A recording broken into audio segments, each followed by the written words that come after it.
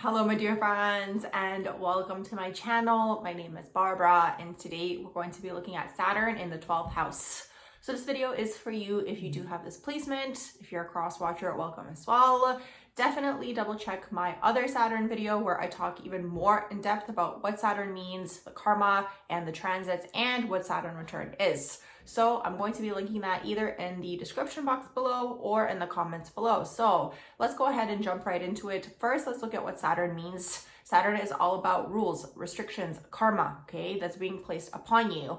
The 12th house deals with the illusions in life, okay, not seeing things clearly. It's all about past life karma. It's really like a clean up energy, okay, when you do have this 12th house energy in there. It also deals with institutions, it deals with isolation, it can deal with the psychic realms, okay, the realms that you can't see. It is the unconscious as well. Past life enemies, it can also deal with foreign land. So there is so much happening in this house. When you do have this placement, there's going to be a lot going on because it's like the karma that you're clearing is closely connected with your past life. You can kind of look at it as like you are completing some sort of karmic cycle in this current lifetime that you're in. You might notice yourself constantly falling into that overthinking energy, right? That's that crown chakra energy that I always talk about when it comes to the 12th house. The 12th house people love to be in isolation, but a lot of the time it's kind of like it's a little bit too much sometimes, right? Where it's like you do need to go off and engage with the rest of the world because it's the healer's access. So when you have this Saturn in the 12th house, now it depends how it's going to get expressed.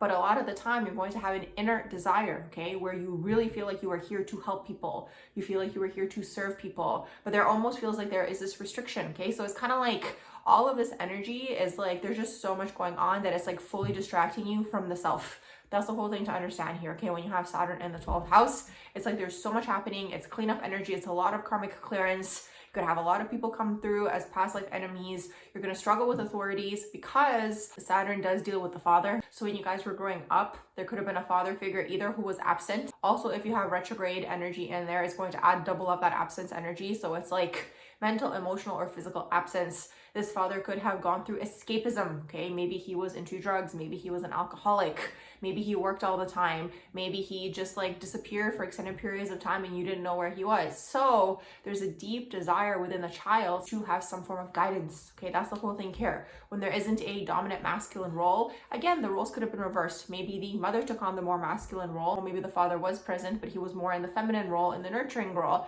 So maybe the roles were reversed. Regardless, you're going to look at whoever was the dominant masculine role, okay, in your life or their lack of, and that's going to be your relationship with authority. And that's kind of like you didn't have a guide, okay? So you feel like you constantly need to have guidance of some sort. So it's like you might constantly be lashing onto other people to be assisting you in your journey, okay? Because it's like you didn't have that inner confidence developed. It's almost really what it is, okay? When we look at it, it's kind of solar plexus chakra. The father is closely tied to this because it is the masculine energy. So it's kind of like you fall more into a feminine energy where it's like more flowy and it's more intuitive, and it's like there's so many positive attributes to the feminine energy, but it's like we want to be balanced. You want to have a container for this energy. So this is really what it is. You might fall into overthinking, and it's kind of like you might feel like, again, you're here for some sort of greater purpose, okay? Here to help, here to heal, here to assist, but it's like there's a restriction that's placed upon that. So it's like you might notice as you're growing up, there might be a lot of time you guys spend either in isolation or just in your heads, or just escaping in one way, shape, or form. Maybe you guys were social, but maybe you guys were constantly doing drugs or partying or whatever it is. Maybe you were constantly traveling. Maybe you were constantly working.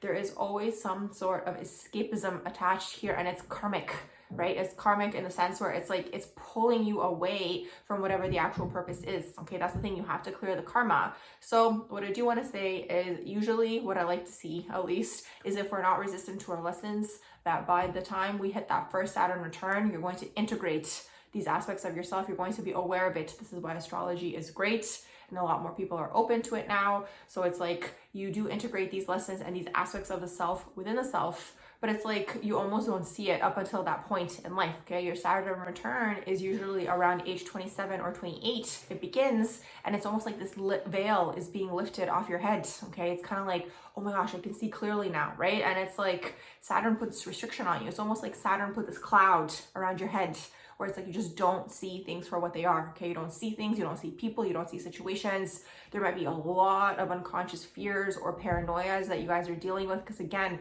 the 12th house is the unconscious. And it's kind of like when we go too much into our crown, right, into the crown chakra, it's like it can go two ways. It can go into the shadow of the crown, where it's like you are in fears, you are in paranoia, you could even be cynical, right? These types of things. Or it can go into the escapism energy. You're like, oh my God, I love metaphysical things, and I love exploring, and I love astral traveling, and I love crystals and all these things, which is like, they are great. But it's like, I just said this to someone recently, and it's like, okay, you might have all this knowledge, you might have learned all these things, but it's like, okay, but are you applying these facts? Are you applying these concepts? Are you applying these metaphysical things you have learned? Because otherwise it's just taking up brain storage is really what that is. So you guys might find when you do have that Saturn 12th house that it's like you almost feel like you're delayed in a way, okay? Even though you're not. There is no delays. I truly, truly believe that everything does have a divine order, but it's like you might feel like in life in general, there is some form of delay where it's like you just feel like you just can't get started, or it's like you might have projects you want to do and it's like they're just not taking off because it's like Saturn's restricting this area for you. It's like it's pulling you back. It's very cloudy, right? It's like it's creating this cloud. It's creating this energy of just like taking on a lot of either information that's just like not serving you, as just like junk information for no reason, other people's information, because you might feel responsible for other people. It's the healer's access, the 12th house and the 6th house. So it's like you might feel like you're responsible for other people, or it's just like, again, it's like you've just taken on a lot of things that aren't even yours, and it's like you absorb all this energy, and it's like it's restricting you. It's restricting you from actually living in those dreams and those visions, because it's like when you have 12th house anywhere, you're going to have huge dreams, huge visions, huge goals, huge ambitions, right? And it's like you feel like you're here to help. You feel like you're here to serve on a larger scale. Now, one thing that I didn't mention also is that Saturn in the 12th house can be a sign of a writer. It could also be a sign of a singer-songwriter, because the 12th house, it does deal with romance. It does deal with the romanticization of things. Sometimes songs are this, poetry, beautiful things like these types of things. It's the unconditional love. So it's kind of like when you have Saturn in here, you might just constantly feel like things aren't just flowing the way that you want them to flow, is really what that is. There's a certain level of karmic clearance that has to be cleared up before, right, you get put onto that energy where it's like, oh, now I can see things clearly. Okay, you know, I like being in isolation, but if I'm in isolation too much, then I just aggravate that psychic muscle. And it's like, okay, well, now I need to ground myself more. Now I need to make more goals. Now I need to focus on goal setting. Now it's like, okay, let me engage in the physical plane. Because that's the whole thing with the 12th house energy. You want to be in isolation. You thrive in this. It's like in a past life, there was something that happened that you were in isolation all the time. It was either like an illness that could have taken place, or maybe you were incarcerated in a past life, or maybe you were, you know, taken into a mental health hospital, or maybe you were, I don't know, just like meditating in the Himalayas somewhere, like whatever it is. So you're very comfortable with this energy, but it's like, it's the healer's access. So you're meant to be engaging with the world, okay? You're meant to be engaging with the world, but then you get overwhelmed. You take on too much information, you take on too many burdens, and it's like now you have to spend more time on your own. So it's like, it's really all about finding a balance with this, because it's like ultimately Saturn rewards you, okay, in the long run. That's the whole thing to understand here. And I find Saturn to be very much kind of like almost like secret desires, like desires that we're not aware that we have.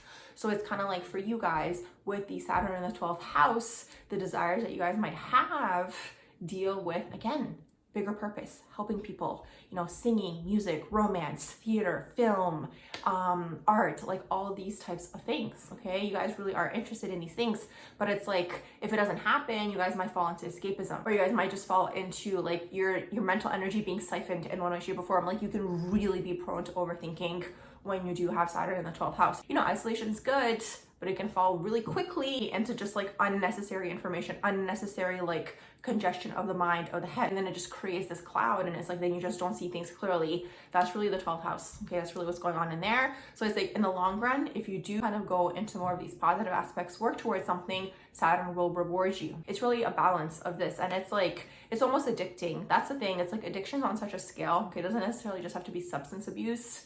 Although, you know, the 12th house people are very, very prone and inclined because they love being out of body. Like they hate the earth plane. They have such a hard time down here because it's boring.